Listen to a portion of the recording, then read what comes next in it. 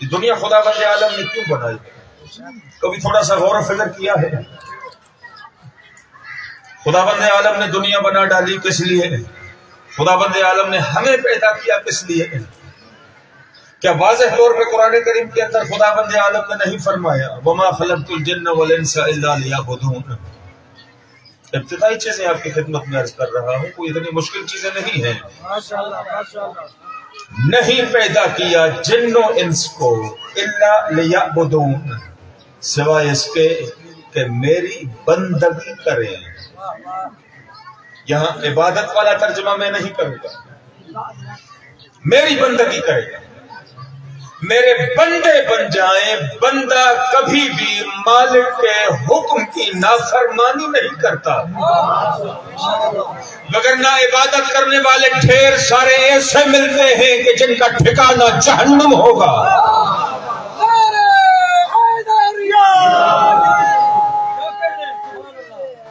عبادت کرنے والا تو ابلیس بھی تھا، لیکن خدا کی لعنت کا مستحق بنا۔ اللہ کی بندگی کرو، خدا کا جو بھی حکم آ جائے سر تسلیم میں خم کر دو، اطاعت کرو خدا کی اور اطاعت کرو اس کی جس کی اطاعت کرنے کا حکم خود خدا بند عالم نے دیا ہے۔ اب یہ بات یہاں نہیں پیدا کیا جن و انس کو فقط اس لیے کہ مجھ خدا کی بندگی کرے، بہرحال جن و انس کو پیدا کیا اپنی بندگی کے لیے، تو پھر یہ دنیا کیوں پیدا کی؟ خدا نے واضح طور پہ فرمایا یہ دنیا تیرے لیے پیدا کی ہے، تجھے اپنی ذات کے لیے پیدا کیا ہے۔ اب چاہیے تو یہی تھا کہ اس دنیا میں آنے کے بعد ہم خدا کے مطیع و فرما بردار بن جاتے، لیکن دیکھ رہے ہیں کہ ہم سے بڑا اللہ کا کوئی نافرمان، کھاتے خدا کا ہے گاتے شیطان کا ہے۔ رزق خدا دے رہا ہے، پیدا خدا نے کیا۔ دنیا اور آخرت کو بہتر بنانے کے لیے 1.25 لاکھ انبیاء خدا بند عالم نے بھیجے۔ دنیا اور آخرت میں کامیابی کے لیے محمد و آل محمد جیسا عظیم گھرانہ خدا بند عالم نے عطا کیا، لیکن ہم دیکھ رہے ہیں کہ ہماری زندگی حکم پروردگار کے مطابق نہیں گزر رہی بلکہ شیطان کے کہنے کے مطابق گزر رہی ہے۔ اب جب زندگی ہماری شیطان کے کہنے کے مطابق گزر رہی ہے تو کیا بروز محشر خدا کو یہ حق حاصل نہیں کہ زندگی تو شیطان کے کہنے پہ گزار دی، اب جنت بھی شیطان سے لے لو، مجھ خدا سے کیوں سوال کر رہے ہو؟ ہر بندہ لگا ہوا ہے دنیا کو اکٹھا کرنے پہ۔ حضرت انسان حریص بن چکا ہے دنیا کے پیچھے، حلال کے ذریعے سے آئے صحیح، حرام کے ذریعے سے آئے صحیح۔ جو کھا رہا ہوں یہ تمیز ہی نہیں کہ حلال کھا رہا ہوں یا حرام کھا رہا ہوں۔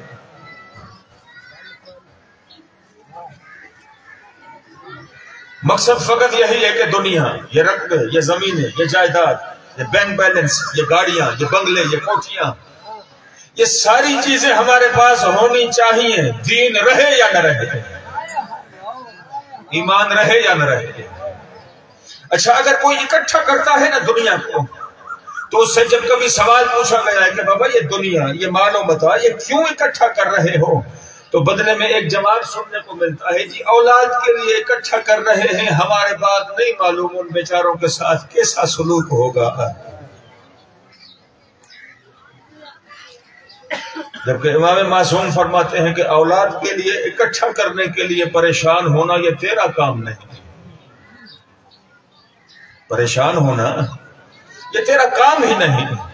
اگر تو تیری اولاد اللہ کے دوست ہیں، خدا اپنے دوستوں کو بے یار و مددگار نہیں چھوڑتا، اور اگر تیری اولاد اللہ کی ہی دشمن ہے تو دشمنان خدا کے لیے تو اکٹھی کر کے جا رہا ہے۔ حریص بن چکا ہے انسان دنیا کے پیچھے، اندھا ہو چکا ہے۔ دنیا ہونی چاہیے، ایمان رہے یا نہ رہے۔ امیر کائنات کیا فرماتے ہیں کہ اس دنیا کے پیچھے حریص بن چکے ہو جس کی بہترین غذا شہد کا تھوک، اس دنیا کے پیچھے حریص بن چکے ہو جس کا بہترین لباس ایک کیڑے کا تھوک۔ تو دنیا اکٹھی کرنا چاہتا ہے، اکٹھی کرو، لیکن تجھے اتنا پتہ ہونا چاہیے فی حلالہا حساب وفی حرامہا عقاب، حلال کے ذریعے اکٹھی کی ہے تو ایک ایک روپے کا حساب دینا پڑے گا، اور اگر حرام کے ذریعے اکٹھی کی ہے تو پھر سزا ہی سزا ہے۔ اب آپ جتنے بھی میرے سامنے تشریف فرما ہے، میں نے ایک سوال پوچھنا ہے آپ مومنین سے، آپ جتنے بھی میرے سامنے بیٹھے ہیں موت کو پسند کرتے ہیں؟ موت کو پسند کرتے ہیں؟ میں انکار کی بات نہیں کر رہا، موت کے عاشق ہو، موت کو پسند رکھتے ہو۔ انبیاء نے موت کو پسند نہیں کیا، تم لوگ کیسے موت کو پسند کر سکتے ہو؟ انبیاء رسول موت کے عاشق نہ تھے، تم لوگ کیسے موت کے عاشق بن سکتے ہو؟ 1.25 لاکھ انبیاء، 313 رسول، ما سوائے محمد مصطفیٰ۔ اب کتب پڑھ کے دیکھیں، علماء سے پوچھیں، کسی بھی ایک نبی کے دل میں موت کے لیے محبت نہ تھی، کوئی نبی موت کا عاشق نہ تھا۔ لیکن اس کا قطعاً یہ مطلب نہیں کہ موت سے خائف تھے، ان کے دلوں میں موت کا ڈر تھا، قطعاً یہ مطلب نہیں۔ موت کے لیے محبت نہ تھی، موت کا خوف بھی نہ تھا۔ اب کون ہے اس پوری کائنات کے اندر جو موت کا عاشق ہے؟ وہ واحد گھرانہ ہے حضرت ابو طالب کا، کہ اس گھرانے کے بچے ہوں تب بھی موت کے عاشق، اس گھرانے کے جوان ہوں تب بھی موت کے عاشق، اس گھرانے کے ضعیف ہوں تب بھی موت کے عاشق۔ یہ پریشانی لاحق ہوتی ہے نا ہر انسان کو کہ میرے مرنے کے بعد کیا ہوگا میری اولاد کے ساتھ۔ خدا تو وہ ہے جو شکم مادر میں عطا کر رہا ہے۔ خدا فرماتا ہے وہ حضرت انسان، مجھ خدا نے تجھے وہاں رزق عطا کیا ہے جہاں تیری زبان بولتی نہ تھی، تیری آنکھیں دیکھتی نہ تھی، تیرے کان سنتے نہ تھے، تیرے ہاتھ اور پاؤں حرکت نہ کرتے تھے۔ خدا فرماتا ہے جب تیرے بغیر مانگے شکم مادر میں تجھے دینے پر قادر ہوں، کیا اس روشن دنیا پہ آگے تو میری بارگاہ میں جب کھڑے ہو کے مجھ سے سوال کرے گا، مجھ سے طلب کرے گا، میں خدا تجھے عطا کرنے پر قادر نہیں؟ جب تیرے بغیر مانگنے پہ تجھے دینے پر قادر ہوں تو تیرے مانگنے کے بعد بھی تجھے دینے پر قادر ہوں، لیکن مجھ خدا کی بارگاہ میں آنے کا طریقہ تو سیکھ لے، مجھ خدا سے مانگنے کا سلیقہ تو سیکھ لے۔ 2 جملے اس مناسبت سے کہنا چاہتا ہوں۔ انبیاء ما سبق موت کے عاشق نہ تھے، ان کے دلوں میں موت کے لیے محبت نہ تھی، لیکن یہ بھی حقیقت ہے کہ جہاں محبت نہ تھی وہاں موت کا خوف بھی نہ تھا۔ حضرت موسیٰ اللہ کا کلیم نبی، آپ کی توجہ ہے میری طرف؟ ایک مرتبہ صلوات پڑھیں ذرا محمد والے۔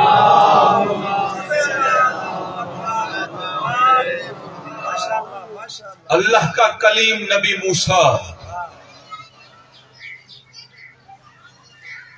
ملک الموت آیا، کیسے آئے ہو؟ کہا جی روح قبض کرنے، پوری توجہ چاہتا ہوں، کہا جی روح قبض کرنے۔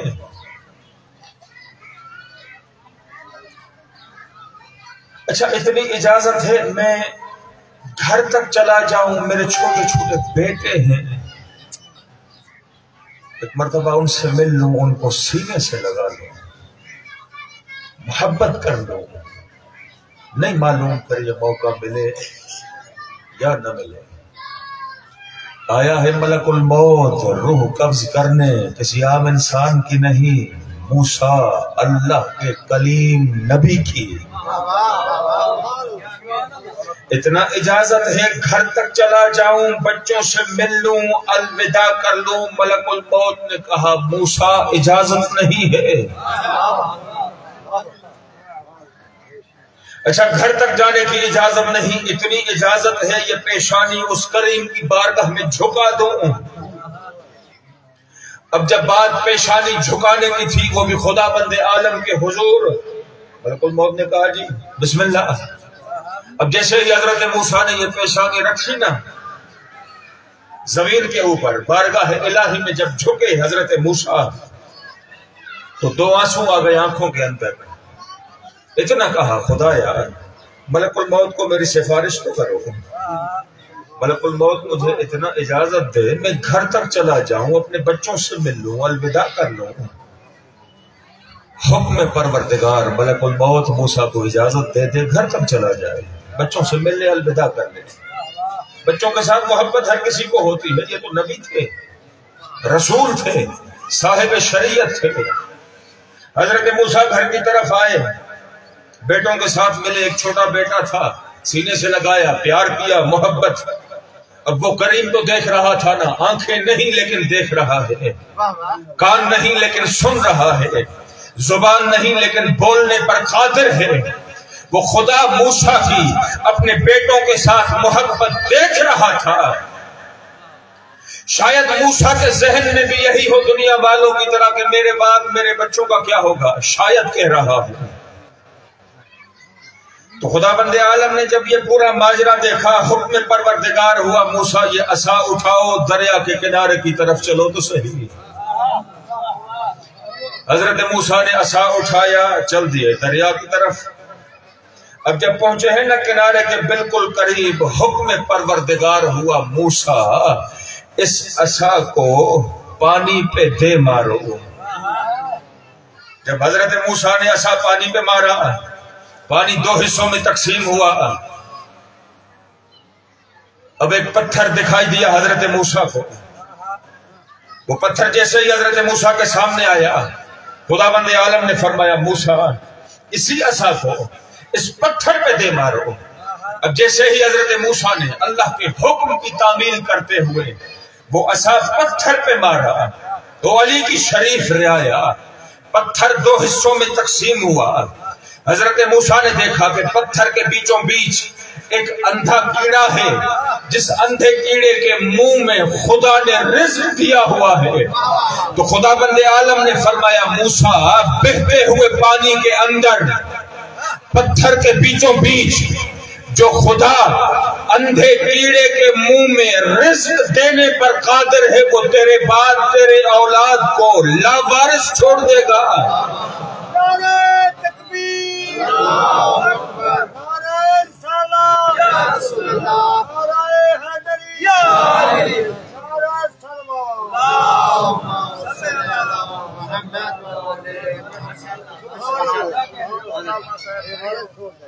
احسان عظیم ہے خدا بند عالم کا جس کریم نے محمد و آل محمد جیسے ہادیان برحق عطا کیے۔ اللہ کے وحدہ لا شریک ہونے کی قسم، ہم خدا کے اس احسان کا بدلہ نہیں چکا سکتے۔ اتنا عظیم احسان ہے خدا بند عالم کا کہ خدا نے محمد و آل محمد جیسے ہادیان برحق عطا کیے ہیں، لیکن خدا نے ایسے ہادی فقط اس لیے نہیں دیے کہ فضائل سن کے خوش ہو جاؤ، پڑھنے والے کو داد دو، پڑھنے والے کی جیب بھی گرم کرو، فقط اس لیے نہیں بھیجے خدا نے ایسے ہادی۔ محمد و آل محمد کی زندگی کا ہر لمحہ ہمارے لیے نمونہ عمل ہے۔ کتنا کوشش کی ہے ہم نے اپنے آپ کو تبدیل کرنے کی، کتنا کوشش کی ہے ہم نے محمد و آل محمد کے کردار کو اپنانے کی، کتنا کوشش کی ہے ہم نے محمد و آل محمد کی سیرت کو اپنانے کی۔ یہ تو واضح طور پہ فرما دیا نا خدا نے کہ ہادی کا انتخاب مجھ خدا نے ہی کرنا ہے، ہدایت کی ذمہ داری یہ میرے ہی ذمہ ہے، کیونکہ جب دنیا والے بنائیں گے تو وہ اپنے جیسا خاطی گناہ کرنے والا خطا کار بنائیں گے، جسے میں بناؤں گا وہ معصوم ہوگا۔ دنیا والے بنائیں گے اپنے جیسا جاہل، جسے میں بناؤں گا وہ علم لدنی کا عالم ہوگا، مالک منبر سلونی ہوگا۔ جس امام کی مناسبت سے آج کے دن کا یہ پروگرام، یہ شیعہ خوش نصیب ہو کہ خدا نے علی جیسا امام عطا کیا ہے۔ جب ہوئی ہے نا ولادت میرے آقا و مولا علی ابن ابی طالب کی، 3 دن تک متواتر جناب فاطمہ بنت اسد رہی ہے نا خانہ کعبہ کے اندر۔ یہ خانہ کعبہ کے اندر ولادت علی ابن ابی طالب کی، علی سے پہلے جتنے آ چکے تھے، علی کے بعد تا قیام قیامت جتنے آئیں گے، یہ شرف خدا بند عالم نے علی کے علاوہ کسی اور کو عطا نہیں کیا۔ اب یہاں ایک جملہ کہنا چاہتا ہوں، محمد کون ہے؟ سید الانبیاء۔ پوری توجہ چاہتا ہوں، محمد کون ہے؟ سلطان الانبیاء۔ محمد کون ہے؟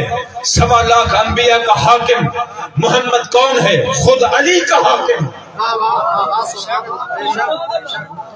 دنیا والے اعتراض کرتے ہیں کہ شیعہ فقط علی کا تذکرہ کرتے ہیں، محمد کا تذکرہ ہی نہیں کرتے، اور دنیا کے نادان جاہل انسان محمد کی فضیلت بیان کرنا سیکھنی ہے تو علی کے نوکروں سے سیکھو۔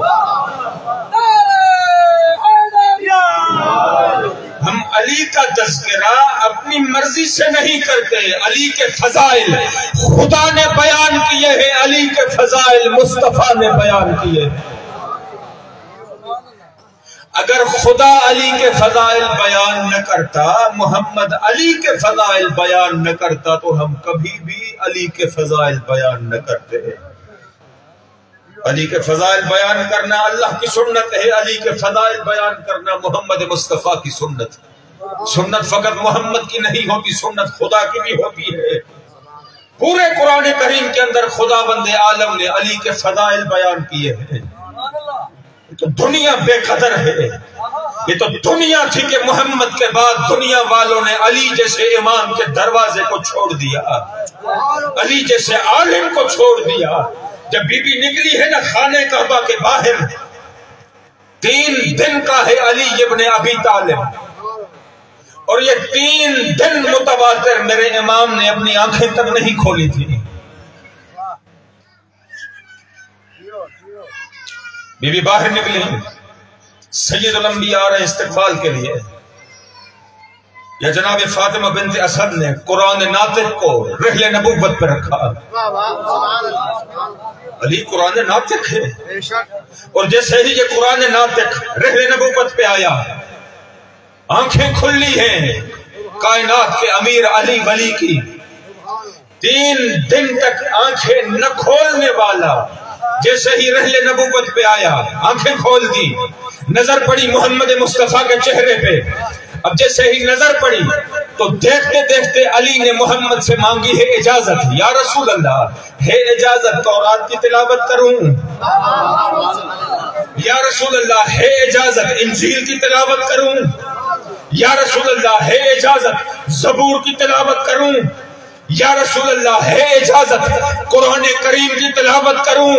دنیا والوں نے اپنا ہادی انہیں بنایا ہے جنہیں 40 سالوں میں سورہ بقرہ یاد نہیں ہوئی۔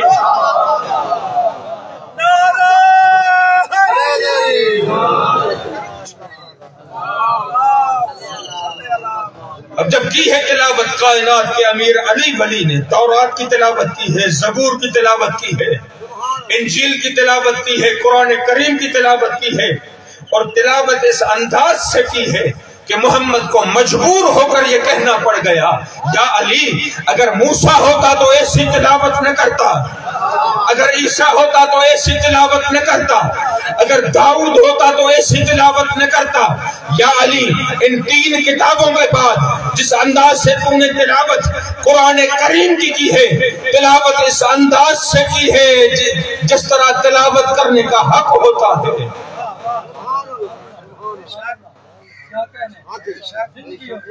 ایسے عالم کو چھوڑ دیا دنیا والوں نے،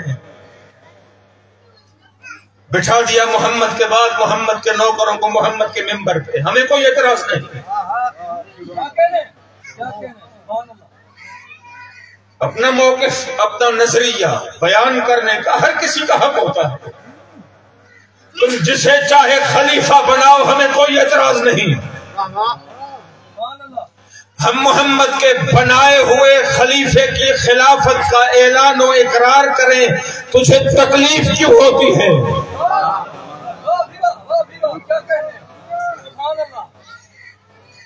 ایک جملہ کہتا رہتا ہوں، تیسرے خلیفے کے انتقال کے بعد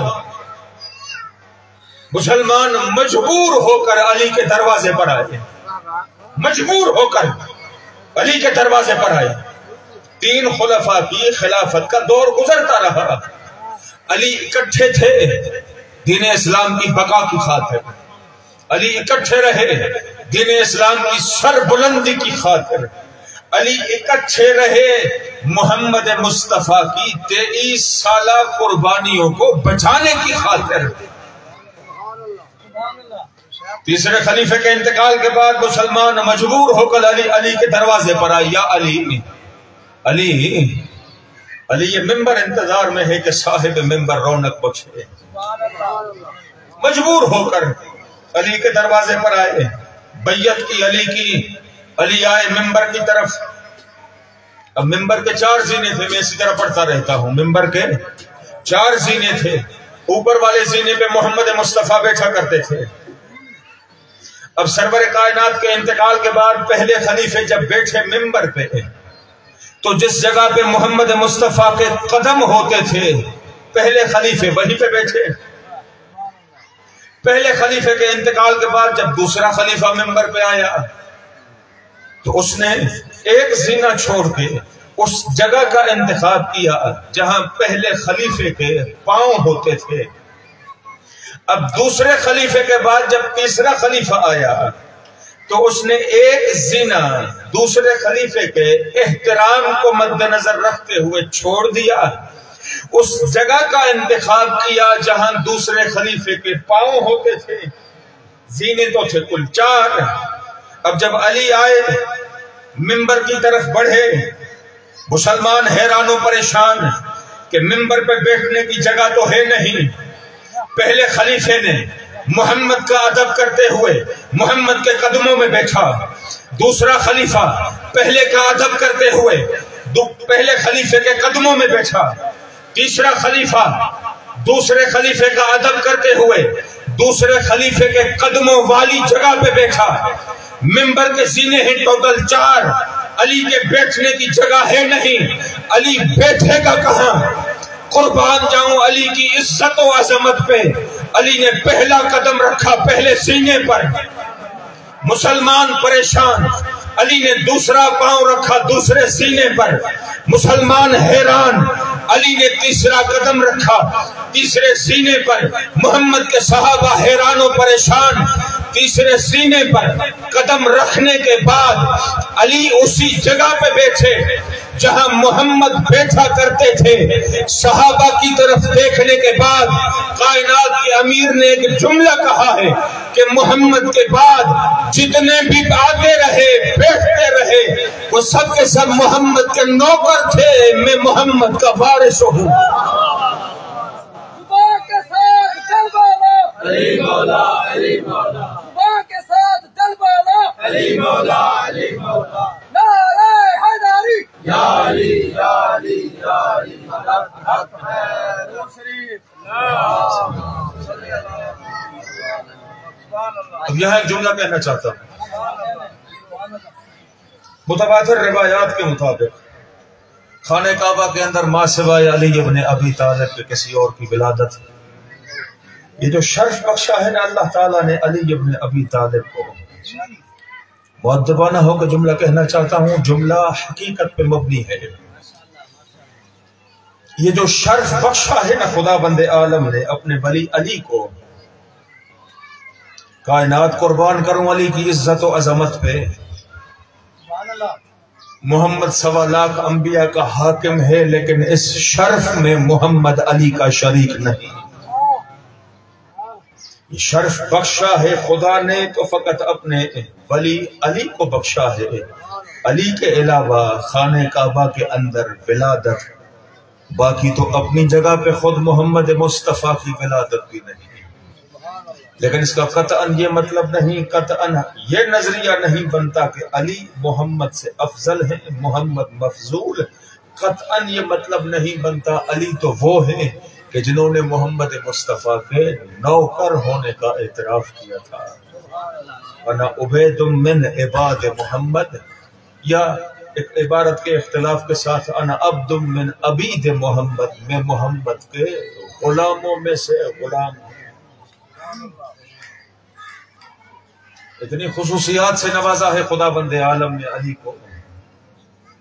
इल्म के एतबार से देखें तो कोई मुकाबला नहीं कर सकता, शुजाअत के एतबार से देखें तो कोई मुकाबला नहीं कर सकता, करामत के एतबार से देखें तो कोई मद्दे मुकाबिल नहीं, सखावत के एतबार से देखें तो कोई मद्दे मुकाबिल नहीं। अली मोहम्मद के बाद इतना बड़ा आलिम है अली कि पूरी दुनिया के अंदर अली का मुकाबला करने वाला कोई भी न था। ये जो कूफे के अंदर मिंबर के ऊपर बैठकर ये जो इतना बड़ा दावा किया है ना अली इब्न अबी तालिब ने कि सलूनी सलूनी कब्ल अन तफकिदूनी, पूछो पूछो जो मुझसे पूछना चाहते हो इससे पहले कि तुम मुझे खो दो। या आमतौर पे जिस तरह तर्जुमा किया जाता है कि इससे पहले कि मैं तुम लोगों के दरमियान में न रहूं। लेकिन लोग क्या सवाल पूछते थे, या अली मेरे सर के बाल कितने हैं? अली इतना बड़ा दावा कर रहा है, पूछने वाले इतने बड़े बदबख्त बेईमान जाहिल थे। अली मेरे सर के बाल कितने हैं? अली मेरी दाढ़ी के बाल कितने हैं? एक खड़ा हो गया कमबख्त जाहिल, अली मेरी दाढ़ी के बाल कितने हैं? अली फरमाते हैं मुझे तो पता है कि तेरी दाढ़ी के बाल कितने हैं, लेकिन तेरे पास दलील क्या है कि उतने ही हैं?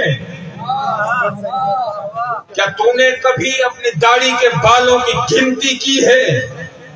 मुझे मालूम है कि इतने लाख, इतने हजार, इतने 100 हैं, लेकिन तेरे पास दलील क्या है? लेकिन आज मिंबर पे बैठा हूं और मैं तुझे इतना बता रहा हूं कि तेरे दाढ़ी के एक एक बाल के नीचे शैतान बैठा हुआ है, और तुझे इतना भी बता रहा हूं तेरे घर के अंदर एक बेटा है जो सरजमीन करबला में मेरे बेटे हुसैन का कातिल बनेगा।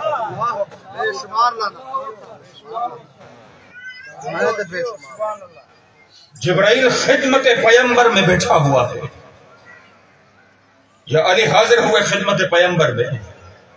जिब्राइल सय्यदुल मलक खड़े होकर अली का इस्तकबाल किया, नहीं पहचाना तो उम्मत मुस्लिमा ने अली का मकाम नहीं पहचाना। जिब्राइल सय्यदुल मलक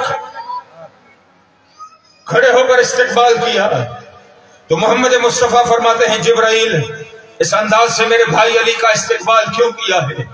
जिब्राइल फरमाते हैं आका आप तो जानते हैं कि अली का मेरे ऊपर एक हक बनता है। आपकी तवज्जो नहीं? माशाल्लाह माशाल्लाह। मेरा ख्याल भी या तो थके हुए हैं या फिर रोजा ने तंग किया हुआ है। अब माशाल्लाह मौसम भी बेहतर है, ठंडी हवा भी चल रही है, इसके बावजूद भी तवज्जो है। अल्लाह ताला सलामत फरमाए। एक मरतबा सलवात पढ़े जरा मोहम्मद।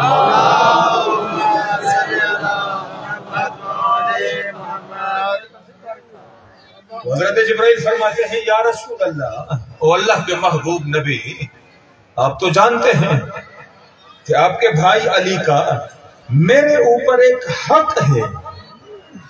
मोहम्मद फरमाते हैं मुझे वो हक तो बताओ कि मेरे भाई अली का तो जिब्राइल के ऊपर क्या हक है। तो जिब्राइल ने जवाब दिया या रसूल अल्लाह जब खुदा ने मुझे पैदा किया तो खुदा ने मुझसे एक सवाल पूछा कि जिब्राइल इतना तो बता दे कि मैं कौन हूं, तू कौन है। अब मुझसे जवाब न बन पाया।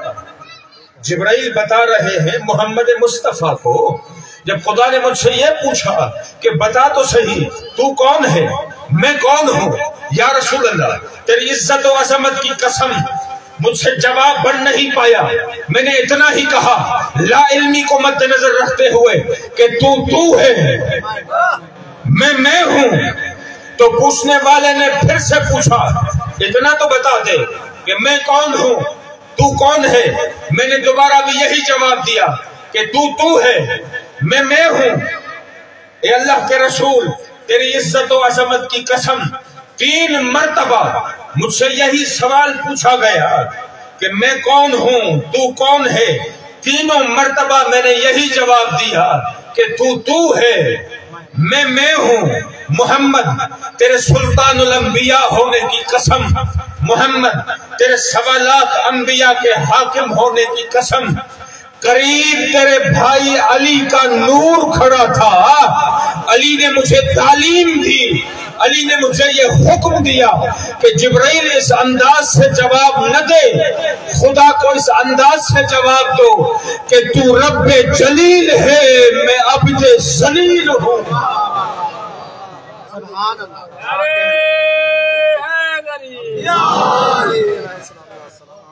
تو رب جلیل ہے، میں عبد ذلیل ہوں، تیرا نام جلیل ہے، میرا نام جبرائیل ہے۔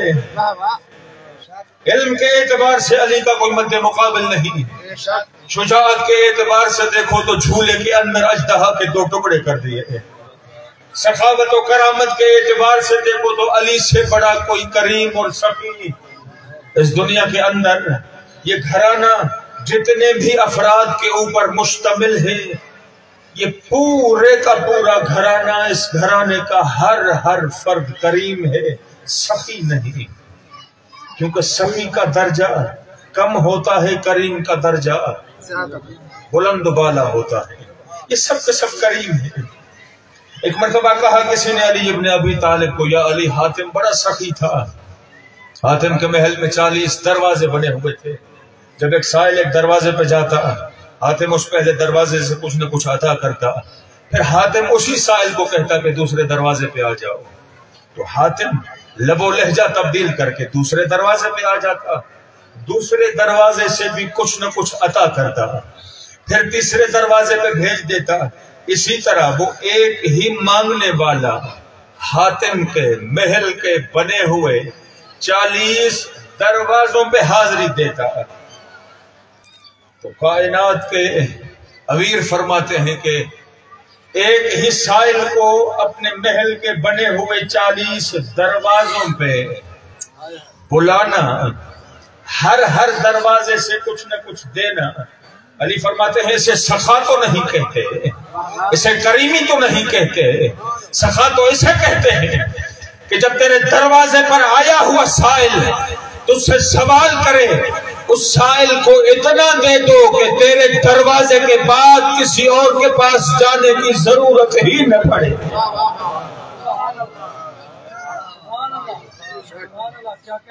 عبادت کے اعتبار سے دیکھو تو علی کا مد مقابل نہیں ملتا اس پوری کائنات کے اندر۔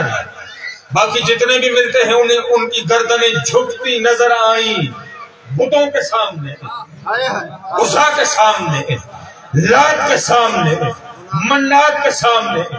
علی واحد ہے کہ جن کے بارے میں مورخین لکھتے ہیں کہ کرم اللہ وجہہ، باقی رضی اللہ عنہ، ان کے بارے میں یہ دعا کرتے ہوئے دکھائی دیتے ہیں مسلمان کہ خدا ان سے راضی ہو۔ لیکن علی خود مشیت پروردگار ہے۔ علی کی گردن جب کبھی جھکی تو فقط پروردگار عالم کے سامنے۔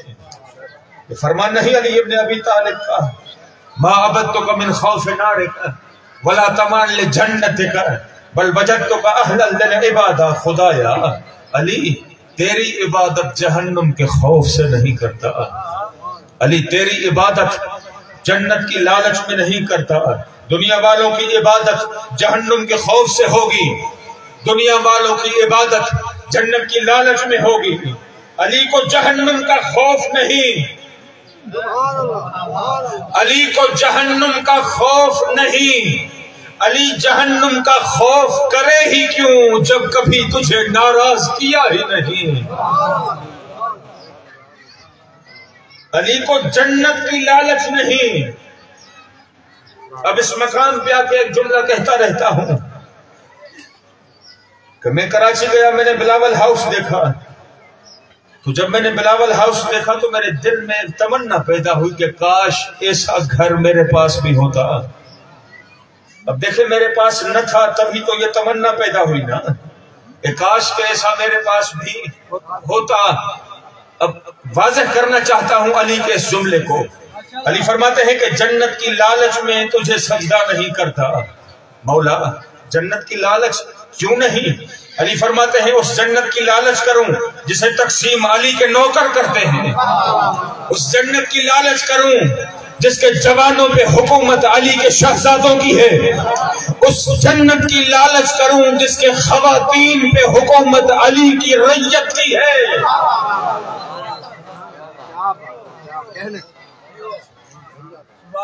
قناعت کے اعتبار سے دیکھو تو علی سے بڑا کوئی کانے نہیں ملتا، اتنا بڑا کریم علی کے دروازے پر جو بھی آئے خالی ہاتھ واپس نہ جائے۔ شب ضربت آئے ہیں علی ابن ابی طالب جناب ام کلثوم کے گھر میں، بس تھوڑی توجہ فرمائے آپ کی آنکھوں میں نمی آ جائے، بخشش کا سامان مہیا ہو جائے۔ شب ضربت جب آئے ہیں نا علی اپنی لخت جگر ام کلثوم کے گھر، بی بی نے دسترخوان بچھایا، روٹی کے علاوہ دو چیزیں، ایک طرف نمک تھا، ایک طرف دودھ کا پیالہ تھا۔ علی فرماتے ہیں او میری بیٹی، میری لخت جگر، کیا کبھی پوری زندگی میں علی نے دو چیزیں اکٹھی کھائی ہیں؟ اتنا بڑا کریم، اتنا بڑا امیر اور زندگی اتنا سادہ۔ ام کلثوم او میری لخت جگر، کیا کبھی تیرے بابا علی نے دو چیزیں اکٹھی کھائی ہیں؟ بی بی فرماتی ہیں بابا یہ دودھ کا پیالہ یہیں پہ پڑا رہے، یہ نمک اٹھا لیتی ہوں۔ علی فرماتے ہیں ام کلثوم یہ نمک یہیں پہ رہنے دو، یہ دودھ کا پیالہ اٹھا لو۔ میرے آقا و مولا اتنا سادہ زندگی، تو علی یہی کہتے ہوئے دکھائی دیں گے کہ مملکت اسلامی کا حاکم ہوں، میں نے زندگی اس انداز سے گزارنی ہے جس طرح میری حکومت اور میری مملکت میں غریب سے غریب انسان نے زندگی گزارنی ہے، اور میری سادہ زندگی دیکھ کر امیروں کو سبق ملے، غریبوں کا حوصلہ بلند ہو۔ اتنا بڑا کریم کیوں قتل کیا گیا علی ابن ابی طالب کو؟ علی کو قتل کیا گیا شدت عدل کی وجہ سے۔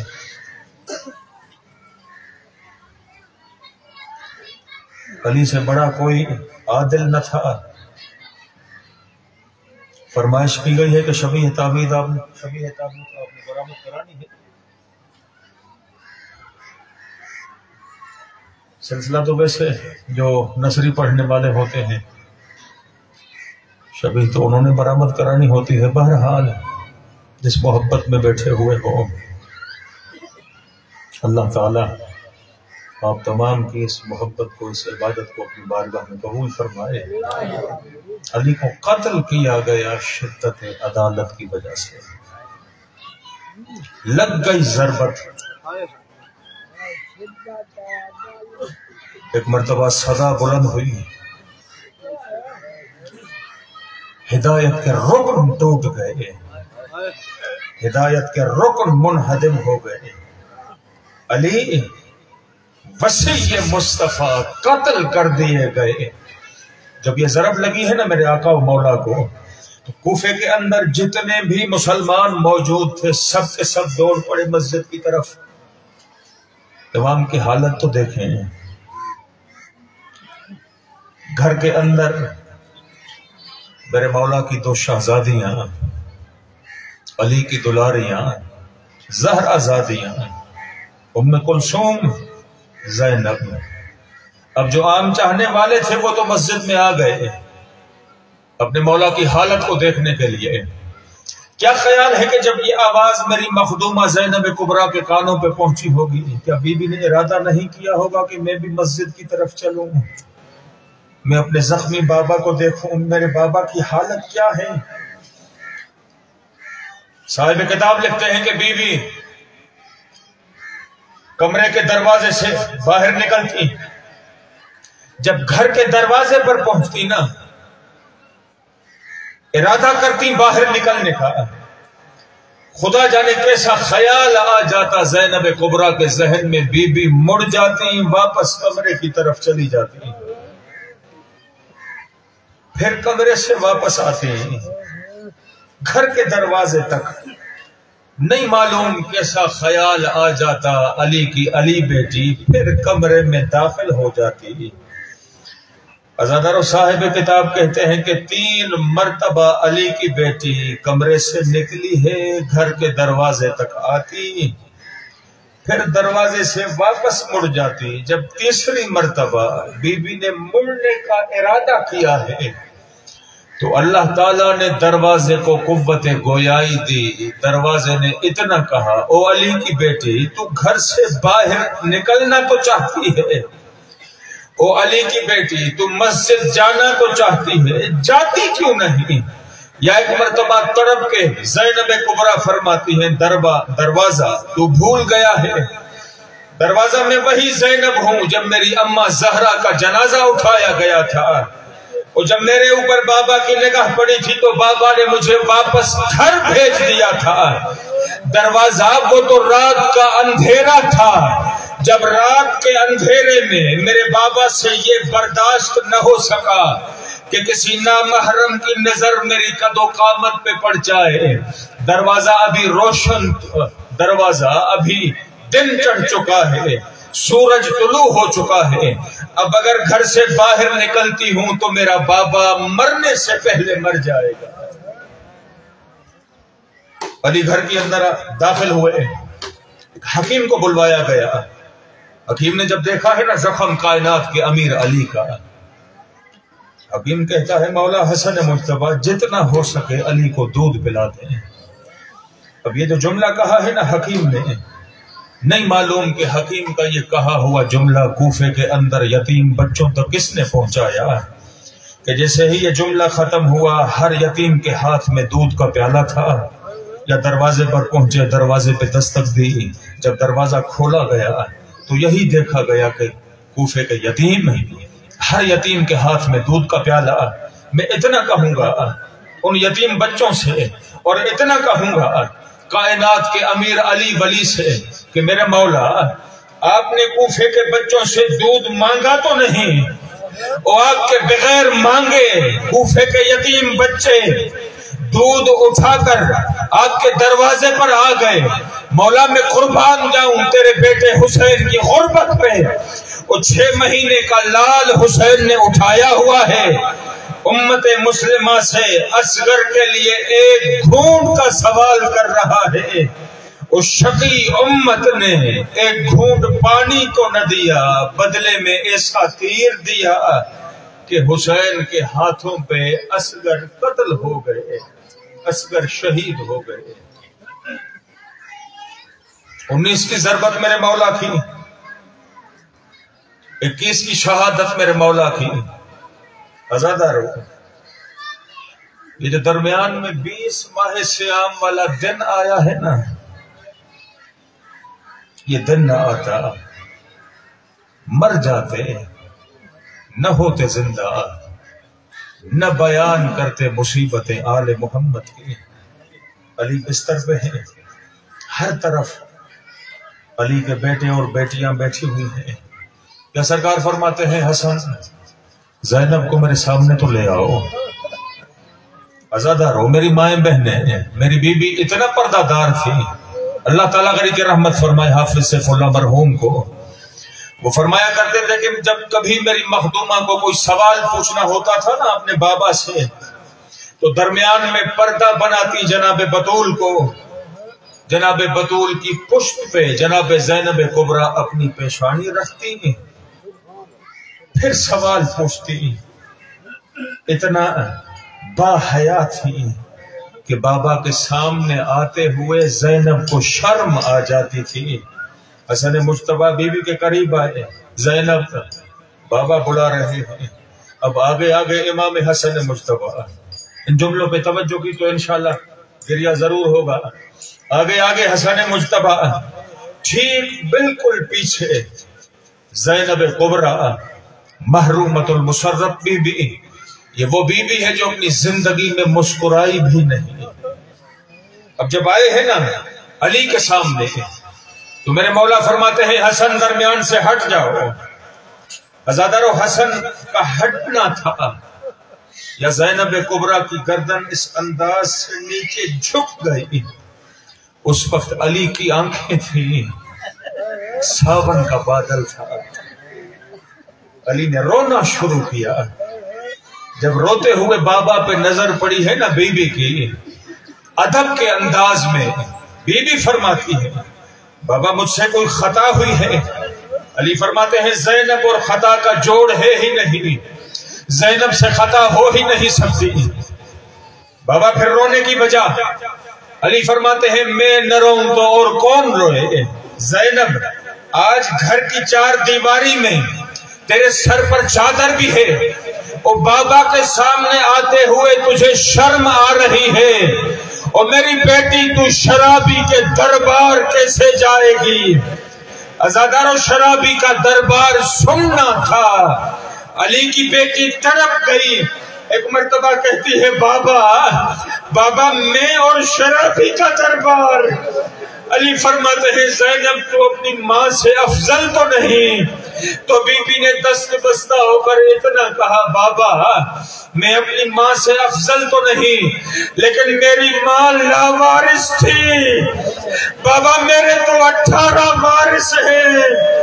علی فرماتے ہیں رو اسی لیے رہا ہوں، اور جب تو شرابی کے دربار جائے گی نہ حسین زندہ ہوگا نہ عباس زندہ ہوگا، اور جب تو شرابی کے دربار جائے گی ایک 24 سالہ بیمار بھتیجا ہوگا، ایک 3 ساڑھے 3 سالہ باکر ہوگا. کر دی وصیتیں میرے مولا نے. حسن مجتبیٰ کو وصیتیں، حسین کو وصیتیں، شہنشاہ وفا کو وصیتیں. مل گیا غسل، پہنایا گیا کفن، پڑھ لی گئی نماز جنازہ، دفنایا گیا علی ابن ابی طالب کو. یہاں آ کے میں مؤدبانہ اور دست بستہ ہو کے گزارش کرنا چاہتا ہوں علی کی خدمت میں. او میرے مولا مانتا ہوں کہ تیرے سر اقدس پہ تلوار کے ذریعے سے وار کیا گیا. مولا مانتا ہوں وہ تلوار زہر میں بجھی ہوئی تھی. مولا مانتا ہوں کہ تیری شہادت کے بعد زینب و ام کلثوم یتیم ہو گئی. مولا مانتا ہوں کہ پردیس میں یتیم ہونا اتنا آسان نہیں ہوتا، لیکن مولا میں پھر بھی اتنا کہوں گا کہ آقا و مولا مجھ سے رنجیدہ نہ ہونا. مولا تو پھر بھی خوش نصیب ہے کہ مولا تیری شہادت کے بعد تجھے غسل تو دیا گیا، مولا تیری شہادت کے بعد تجھے کفن تو پہنایا گیا، مولا تیری شہادت کے بعد تیری نماز جنازہ تو پڑھائی گئی، تجھے دفنایا تو گیا. مولا میں قربان جاؤں تیرے غریب بیٹے حسین کی غربت کے اوپر کہ جس کا لاشا 3 دن تک تپتی ہوئی سرزمین کربلا پہ پڑا رہا. نہ مولا کو غسل دیا گیا، نہ مولا کو کفن پہنایا گیا. 3 دن تک تپتی ہوئی سرزمین کربلا پہ. اور جب میری مخدومہ نے جملہ کہا تھا او عمر ابن سعد تم اپنی نجس لاشوں کو تو دفنا رہے ہو، وہ دیکھو فرزند زہرا کا لاشا. اس بدبخت ملعون نے جواب دیا تھا کہ بنت پیمبر دفنایا جاتا ہے مسلمانوں کو. اتنا بے ادبی، اتنا گستاخی.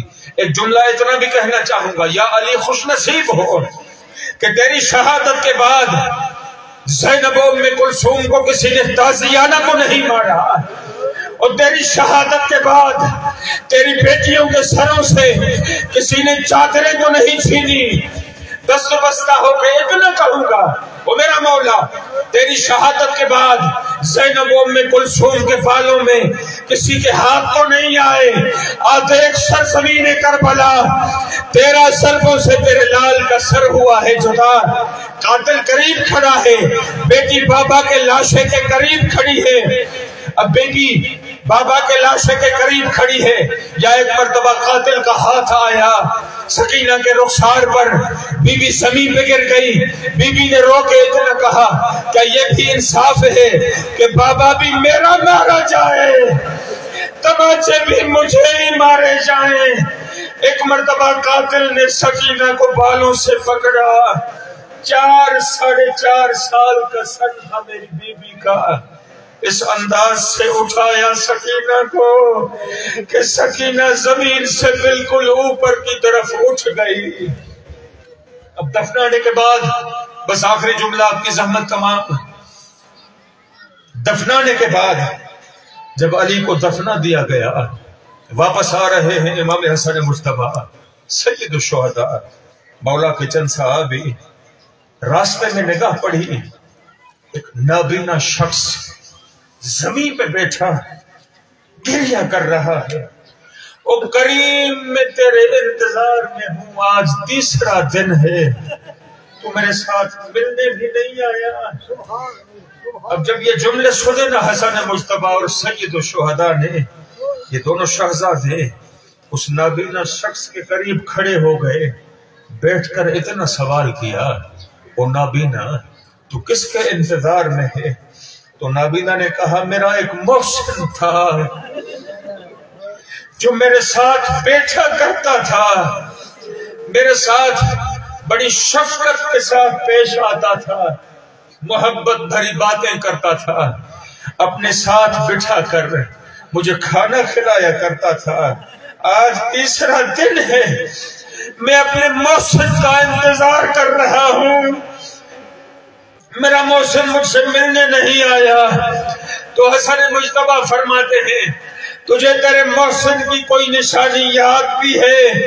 تو نابینا نے اتنا کہا کہ میں ہوں تو نابینا، میں نے دیکھا تو نہ تھا، لیکن وہ جب بھی میرے ساتھ بیٹھتے تھے ان کی زبان پہ 2 جملے جاری ہوتے تھے، وہ ہمیشہ یہی کہا کرتے تھے کہ مسکین جالس مسکینا، غریب جالس غریبا، مسکین مسکین کے ساتھ ہی بیٹھا کرتا ہے، غریب کے ساتھ ہی بیٹھا کرتا ہے۔ میری طرف دیکھیں، جب یہ جملے سن لیے نا حسن مجتبیٰ نے، تو امام فرماتے ہیں او بندے خدا، او نابینا، یہ کوئی اور نہ تھا، یہ ہمارا بابا علی ابن ابی طالب تھا جو تیرے ساتھ زمین پہ بیٹھا بھی کرتا تھا۔ 3 مرتبہ یہ زمین پہ بیٹھا بھی صحیح، 3 مرتبہ بیٹھنے کے بعد اس بندے خدا کی روح پرواز کر گئی۔ ایک سوال پوچھنا چاہتا ہوں، جس نے علی کو دیکھا بھی نہ تھا، علی کی محبت دیکھی تھی، علی کی شفقت دیکھی تھی، علی کی شہادت کا سن کے اگر اس کی روح پرواز کر جاتی ہے، ذرا اندازہ تو لگاؤ حسن مجتبیٰ کو کتنی تکلیف ہوئی ہوگی، حسین کو کتنی تکلیف ہوئی ہوگی، زینب ام کلثوم